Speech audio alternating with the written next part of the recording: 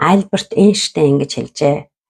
Гайхамшиг гэж байдаггүй гэх амьдрал, нөгөөх нь бүх зүйл бол гайхамшиг гэж итгэдэг амьдрал.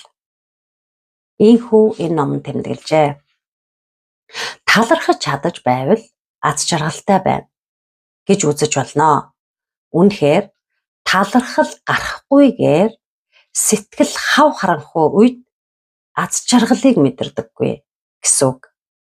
Тиймээс та талархаж байгаа бол би аз жаргалтай байна гэдгээ мэдэж болох юм аа. Талархал амьдралыг утга учиртай болгодог. Еврей ээж нар хүүхдүүдэд 3 зүйлийг заадаг ажээ. Нэгдүгээрт ямар ч нөхцөлд бүх зүйлд таларх. Хоёрдугаарт залхуу хүнтэй бүү нөхрөл. Гуравдугаарт талархаж